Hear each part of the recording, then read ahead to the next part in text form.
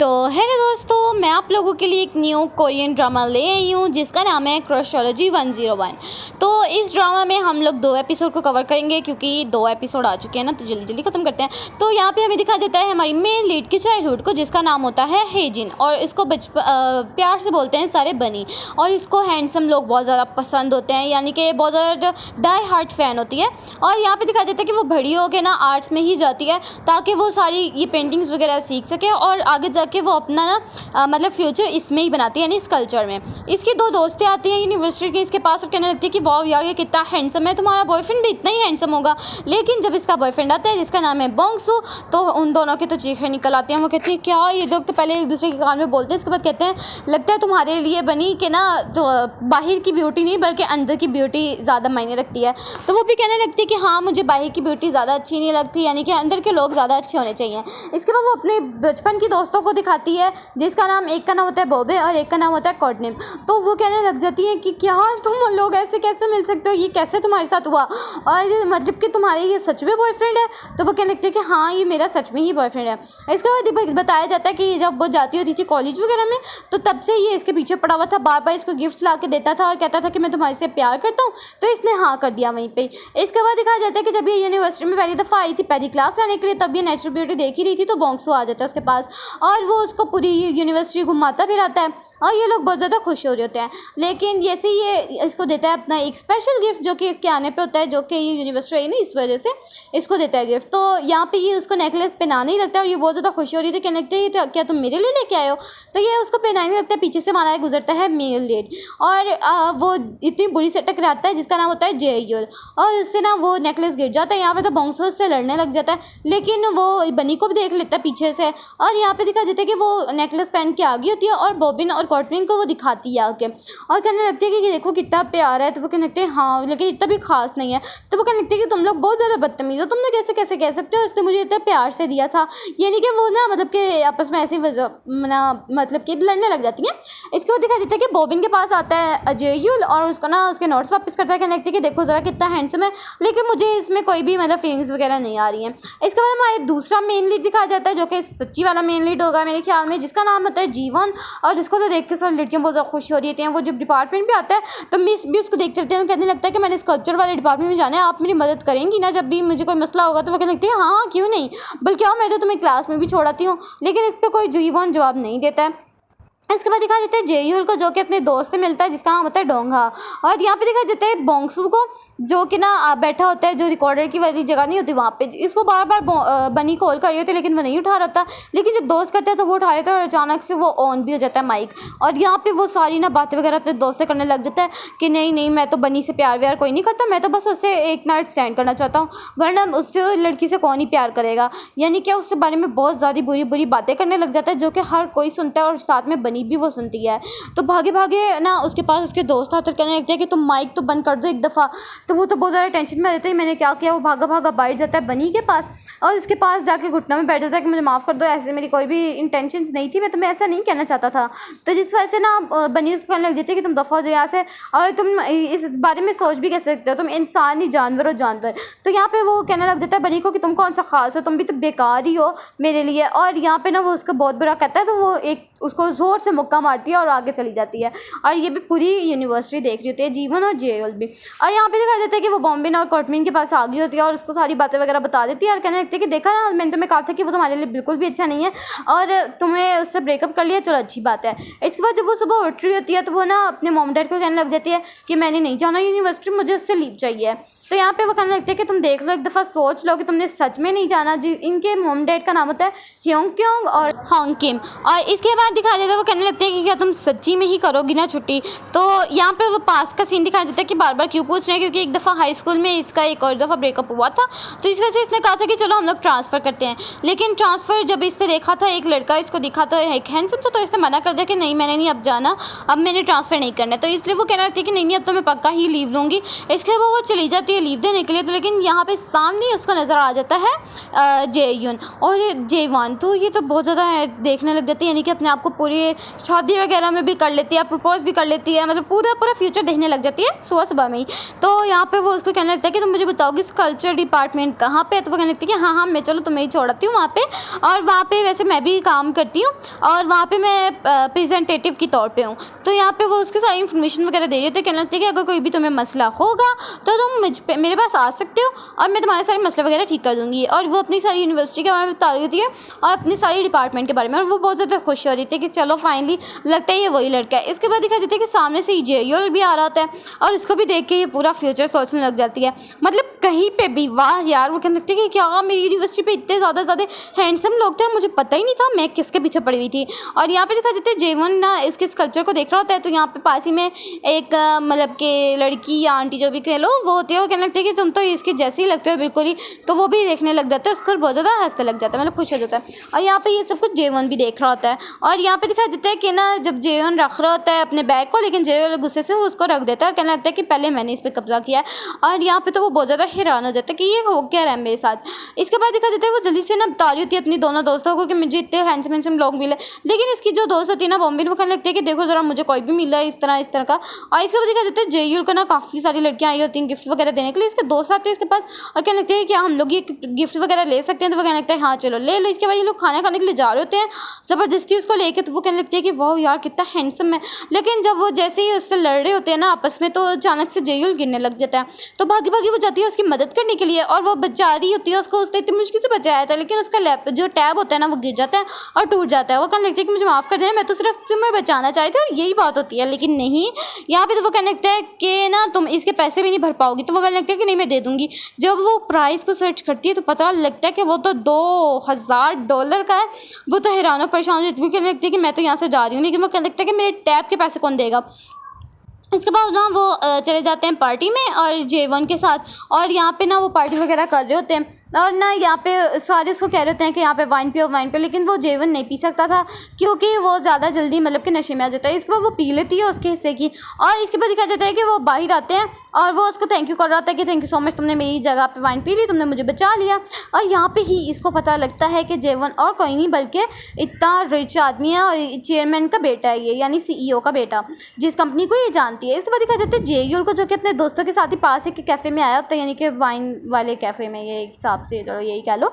अच्छा हाँ, वहाँ पे आया था और यहाँ पे देख लेता है वो बनी को, और यहाँ पे तो वो बहुत ज़्यादा गुस्सा कर रहा था कि तुम यहाँ पे क्या कर रही हो। और यहाँ पे तो वो कहने लगती है कि तुम कितने ज़्यादा क्यूट हो, तुम कितने ज़्यादा प्यारे हो। यहाँ पे उसकी ना तारीफ़ें वगैरह करने लग जाती है, लेकिन अचानक से ना वो तारीफ़ें करती करती अलग ही हो जाता है, वो उसके ऊपर वॉमिटिंग करने लग जाती है। वो कहने लगता है कि प्लीज़ मुझ पर वॉमिटिंग मत करना।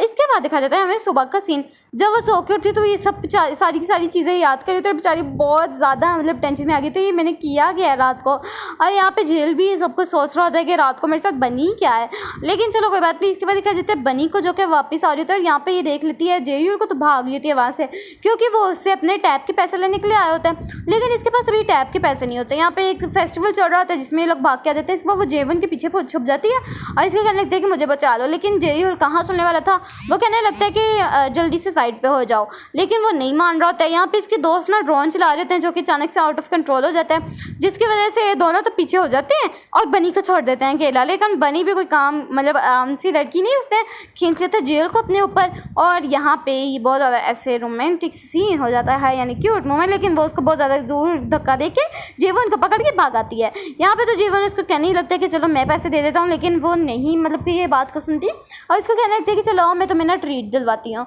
इसके बाद वो उसको ट्रीट दिलवाने के लिए चली जाती है, और ना यहाँ पे वो भी उसको कहने लगता है कि हाँ ये तो है बहुत ज़्यादा ना मतलब ईवल टाइप, क्योंकि वो भी अपनी बात बता देता है उसको। और यहाँ पे खाना खा रहे थे और ये कहने लगता है कि वाह ये कितना टेस्टी है। वो कहने लगता है कि हाँ मुझे पता है ये बहुत ज़्यादा टेस्टी है, क्योंकि यहाँ पे प्रोफेसर्स वगैरह ही सिर्फ और सिर्फ आ सकते हैं, लेकिन यहाँ की एक शेफ़ को मैं जानती हूँ जिस वजह से मैं यहाँ पे आ सकती हूँ। इसके बाद वो उसको ना दिखा देते चीज़ वगैरह, ये यहीं पे इस कल्चर के पास आ जाता है और ना उसकी तरह एक्ट करता है और कहने लगता है कि ये तो बिल्कुल ही मेरी तरह नहीं, और ये भी सोचने लग जाती है कि हाँ ये दोनों कितने ही हैंडसम है, और इसके बाद में सोचने लग जाती है। और यहाँ पे दिखा देते हैं कि उसके ना कॉल आ जाती है एक, और जिस उसके ऊपर लिखा होता है फर्स्ट लव, और यहाँ पे ना वो जल्दी से उसको कॉल करके ना मतलब आती है तो वो चला जाता है। गया। इसके बाद बनी को कॉल आ रही होती है जेल के, लेकिन वो उसकी नहीं उठाती, लेकिन जेल पीछे ही खड़ा होता है उसके। और यहाँ पे वो उसको अपने क्लास में ले आता है और कहने लगता है कि ना इसको मतलब कि मेरे सारे नोट्स वगैरह बनाओ, क्योंकि मैं टैबलेट में नहीं बना सकता हूँ अब। तो यहाँ पे वो सारा उसका शेड्यूल उसको सेंड कर देता है कि कब कब तुम्हें मेरे नोट्स किस तरह सेट वगैरह करने हैं। तो यहाँ पे बहुत ज़्यादा टेंशन में आ जाती है, क्या इससे तो मुझे स्लेव बना रही है, अब मैं क्या करूँ। तो यहाँ पे आई होती है अपने पापा के पास बात करने के लिए कि मुझे थोड़े से पैसे दे दें, यानी कि $2000 दे दें। लेकिन उसी टाइम ही आ जाता है उसके मालिक मकान का फ़ोन, और वो कहने लग जाते हैं कि हम लोगों ने किराया बढ़ाना है और $1000 ही बढ़ाएंगे हम लोग, और आपको अभी ही देना पड़ेगा। जिस वजह से ये नहीं बोल पाती है और यहाँ पे ये चली जाती है। कहने लगती है कि मैं क्या करूँ, किसी तरीके मैं उसके पैसे कैसे सेंड करूँ। वो $200 तो कर ही देती है उसको किसी तरीके, और यहाँ पे वो उसको मैसेज भी सेंड कर देती है। यहाँ पे दिखाया जाता है कि एक और लीड को जिसका नाम होता है एरंग, और यहाँ पे ना वो इंटर्नशिप करने के लिए आ गई होती है। यहाँ पे वो सारी उसको चीज़ें वगैरह दिखा रहा था, कहने लगता है कि मैं पिक्चर ले सकता हूँ। वो उसको हाँ कर देती है, और वो दूसरी चीज़ को भी कहती है कि इसकी भी पिक्चर ले रहे हैं। तो वो कहने लगता है कि नहीं, मैं इसकी पिक्चर क्यों लूँ। लेकिन वो उसको ना चीज़ें वगैरह बताने लग जाती है, लेकिन इन्फॉर्म वगैरह करने लग जाती है उसके बारे में। वो कहने लगता है कि तुमने तो बहुत ज़्यादा चीज़ों के बारे में पता है। वो कहने लगता है कि हाँ मुझे पता है, क्योंकि मैं इसकी डाई हार्ट फ़ैन हूँ। इसके बाद वो उसको कॉफ़ी पे बुला लेता है रात को, और वो आ भी जाती है। और इस वजह से ये लोग आपस में कॉफ़ी वगैरह पीते हैं और बातें वगैरह करते हैं यहीं पे कि मैं उसकी इतनी सारी डाई हार्ट फ़ैन हूँ, वो इतना अच्छा स्कल्पचर बनाता है और मैं उसी की वजह से आई हूँ। और यहाँ पे दिखा देता है वो अपने मॉम डैड के पास आ जाती है उसके बाद, और यहाँ पे वो लोग मतलब कि मस्त नाश्ता वगैरह करने लग जाते हैं, ठीक है ना। और यहाँ पे वो पूछने लग जाते हैं कि आप लोग कैसे मिले थे और मतलब क्या क्या सीन हुआ था। उसके ख्वाब में आया होता है कि डोंगरी उसको प्रपोज कर रहा है, और यहाँ पे उसके पास ही आ जाता है चोल भी, और उसके अपने सारे दोस्तों के साथ आ जाता है और उसको कह रहा होता है कि मेरे पैसे मुझे वापस करो। इसके बाद वो उसकी अचानक से आँख खुल जाती है और वो कहने लगती है कि क्या मसला है, मेरे ख्वाबों में भी आने लग गया, इतना उसने मुझे जलील करके रख दिया है। और यहाँ पे वो उसको दोबारा से $200 सेंड कर देती है। और यहाँ पे दिखाया जाता है कि वो ना डोंगरी को देख रही होती है और साथ में उसकी लड़की बैठी होती है। वो कहने लगती है कि शायद यही उसकी फर्स्ट लव होगी, और यहाँ से वो इग्नोर करके चली जाती है। यहाँ पे वो उस लड़की को ना आगे लेके जा रहा होता है, और इस लड़की का नाम हमें बताया जाता है जो कि होता है हान ड्रीम, आई थिंक सो। और यहाँ पे ना उसको बहुत ज़्यादा गाने वगैरह पसंद होते हैं, और वो ना बैंड के पास जा ही रही होती है, लेकिन उसकी चेयर अटक जाती है, और जिस वजह से ना वो गलती से नीचे गिर जाती है बहुत बुरी तरीके से ना। और यहाँ पे बनी आती है उसके पास, उसकी ना मतलब कि मदद करती है और उसको वापस चेयर पे बिठा देती है। कहने लगती है कि देखो यार तुम्हारी ड्रेस ख़राब होगी, लेकिन वो कहने लगती है कि लेकिन कोई बात नहीं। इसके वो कहने लगती है कि तुम दोनों का क्या चल रहा है आपस में। तो बनी कहने लगती है कि नहीं हमारा तो कुछ भी नहीं चल रहा। तो वो कहने लगता है कि ना नहीं हम लोग वैसे हैं। यहाँ पे इसको पता लगता है कि ना ये इसकी बहन है और कोई नहीं, यानी कि इसकी बहन का ही नंबर इसके फ़ोन में फर्स्ट लव के नाम से सेव हुआ है। यहाँ पे चुल देखते हैं कि इसने उसको ना $200 सेंड कर दिए, तो वो उसका मैसेज कर देता है कि $1800 रह गए। और यहाँ पे वो सारे दोस्तों के पास बैठा होता है, उसके ऊपर ना जुल्म वगैरह कर रहा था, यानी कि उसका पनिशमेंट कर रहा होता है। वो ना छुप के जा रही होती है, और यहाँ पे वो उसको देख लेता है और कहने लगता है कि देखो अभी तुमने मुझे $1800 देने हैं और वो मुझे किसी तरीके तुम अभी ही दोगी। और यहाँ पे ना वो दिखाई देते कि ना उसके ना जो कपड़ों पे गंद लगा होता है उसको ना कवर करने की कोशिश कर रहा था, लेकिन वो बच जाती है। दूसरी दफ़ा करता है, फिर बच जाती है। तीसरी दफ़ा वो कहने लगता है कि मैं तुम्हें इस तरह बर्दाश्त नहीं कर सकता हूँ, तो तुम्हें ये शर्ट लेनी ही पड़ेगी। इसके बाद वो फिर से उसको क्लास में ले जाता है और उससे ना टेस्ट वो नोट्स वगैरह बनवाता है। और इसके बाद वो चुल की तरफ देखती है और बहुत ज़्यादा खुश होने लग जाती है। इसके बाद इसकी दोस्त इसके पास आती है और ना ये कहने लगती है कि क्या तुम्हें चोट लग गई। तो वो कहने लगती है कि नहीं मैंने तो सिर्फ एक्टिंग के लिए रखा था, तुम इसको 2 मिनट पकड़ो, मैं ना ज़रा से होके आती हूँ। तो वो उसको ना पकड़ के ना अपनी बाजू में चढ़ा देती है। तो ये देख लेता है चोल, तो वो कहने लगती है कि क्या तुम्हें चोट वगैरह लग गई है और मेरे नोट्स कौन बनाएगा। लेकिन चलो कोई बात नहीं। इसके बाद वो क्लास लेने चले जाते हैं और यहाँ पे ना उसको टीचर उसको देती हैं पेंटिंग वगैरह का काम, और जिस वजह से वो कहने लगती है कि तुम तो कोई भी काम नहीं कर पाओगे, तो चलो मैं तुम्हारा काम कर देता हूँ। और इसको वो कोई भी काम नहीं करने दे रहा होता है और उसके साइड पे बिठा देता है। इसके बाद दिखा देता है कि वो भी काम कर ही रहा होता है, लेकिन वो अचानक से गिरने लग जाता है। तो वो उसको बचा लेते हैं। कहने लगता है कि क्या तुम्हारी चोट नहीं लगी हुई थी। और इस बात पे उसको बहुत ज़्यादा गुस्सा आ जाता है कि इसने मेरे साथ झूठ बोला, और इसको वो सारे के सारे काम करवाने लग जाता है। कहने लगता है कि अच्छे से करो, यहाँ से करो, यहाँ से करो, उसको तंग करने लग जाता है। और यहाँ पर दिखा देता है कि डोंगरी के पास बैठी होती है वो, और ना मतलब कि उसके पास आया होता है कॉफ़ी लेके। और यहाँ पर ना वो पास ही में पोस्टर देख लेती है जिसमें लिखा होता है कि इसको ना टैब मिलेगा जो भी इसमें जीतेगा। तो यहाँ पर वो कह लेती है कि मैंने इसमें जाऊंगी अब और इस टैब लेके आऊँगी।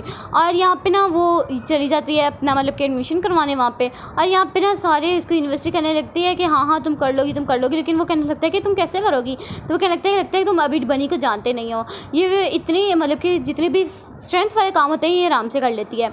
जिस वजह से ये देखता है कि अचानक से ये एक मुक्का मारती है और ये पूरा मतलब कि जीत जाती है, और इसके हाथ में टैबलेट आ जाता है और ये उसको दे देती है चुल को, और कहने लगती है कि देखो अब हमारा कर्ज पूरा हो गया, अब तुम अपने रास्ते और मैं अपने रास्ते, हम लोग लोग आपस में कभी भी नहीं मिलेंगे। इसके बाद वो चली जाती है डोंगरी के साथ और यहाँ पे दिखा देता है कि वो अपने दोस्तों के साथ इसको मिलवाती है और यहाँ पे ये लोग मस्त डिनर वगैरह करने लग जाते हैं। और यहाँ पे दिखा देता है कि चल भी बैठा होता है और वो ना उसको मैसेज लिख रहा होता है कि थैंक यू सो मच, तुमने जो मेरे नोट्स वगैरह बनाए मैं उसको अप्रिशिएट करता हूँ, लेकिन ये उसको नहीं सेंड करना चाह रहा था। और यहाँ पे वो ना अभी फ़ोन रखते ही है तो गलती से सेंड हो जाते हैं उसको मैसेज वो वाला, और कहने लगते हैं कि इसने मुझे ये वाला मैसेज क्यों सेंड किया, आप ये क्या कहना चाह रहा है। और यहाँ पे दिखा देते हैं कि उसकी ना पिक्चर देख लेती है उसकी दोस्त थी बोनबिन, और यहाँ पे ना वो कहने लग जाता है कि ये कौन है। तो ये सारी उसका मामला वगैरह बता रही होती है कि मेरे साथ हुआ क्या है। और इसके बाद वो ना आरंग के भी देख लेते हैं पिक्चर्स वगैरह, और यहाँ पे उसको भी बताने लग जाती है कि हम लोग आपस में कैसे मिले थे। और यहाँ पे वो कहने लगती है कि वाह यार तुम्हारे पास कितने हैंडसम लोग हैं। और यहाँ पे दिखा जाता है कि ना डोंगिया जो होता है ना वो बोम्बिंग को देख लेता है और उसके साथ फर्स्ट साइड लव हो जाता है उसको। और यहाँ पे वो भी बैठे होते हैं तो यहाँ पे दिखा जाता है बनिया आ जाती है और वो उससे बातें वगैरह करने लग जाती है। तो डोंगा कहने लग जाता है कि यार ये तो इसकी दोस्त है, मैं इससे सारी इन्फॉर्मेशन वगैरह निकलवा लूँगा और बॉबिन को ना मतलब प्रपोज कर दूँगा। और यहाँ पे दिखा जाता है कि चलो इसके पास जाता है, कहने लगता है कि देखो ज़रा तुमने मुझे मेरी जो मदद वगैरह की मैं उसका अप्रिशिएट करता हूँ, और ना मतलब कि अब तुम्हें जो नोट्स वगैरह बनाए थे उसके लिए भी शुक्रिया, लेकिन वो कहने लगते हैं कि तुम अब मेरे पास मत आया करो और ना मैं अब जा रही हूँ यहाँ से। तो यहाँ पे दिखा देता है कि यहाँ पे वो कहने लगते हैं कि जो जिसकी बनी डाई हार्ट फैन थी ना उसके वो आने लगे सामने, और यहाँ पे दिखा देता है कि और कोई नहीं वो होता है आरंग, और वो बहुत ज़्यादा खुश होने लग जाते हैं। और यहाँ पे छोड़ कर तो हर जगह ही बनी नज़र आने लग जाती है। आरंग और जो डोंगरी और जो बनी होते हैं वो इकट्ठे तीनों वापस आ रहे होते हैं बाहर ना। और यहाँ पे ना वो कहने लग जाती है कि क्या सच में तुमने वो सारी की सारी चीज़ें वगैरह बनाई है। वो कहने लगता है कि हाँ मैंने ही वो स्कल्पचर सारे बनाए हैं। यहाँ पे तो ये लोग बहुत ज़्यादा खुश हो रहे होते हैं। और यहाँ पे ना वो उसके बाल से कुछ हटा रहा होता है जो कि लगा होता है। यहाँ पे ये डोंगरे और सब कुछ देख रहे होते, सब लोग देख रहे होते हैं। और कि वो कहने लगता है कि तुम यहाँ पे क्या कर रही हो, यहाँ पे क्यों खड़ी हो। उसके ऊपर गुस्सा करने लग जाता है। और यहीं पे ही इसी सीन के साथ ये वाला ड्रामा एंड होता है। अब मिलते हैं नेक्स्ट एपिसोड में, तब तक के लिए अल्लाह हाफिज़।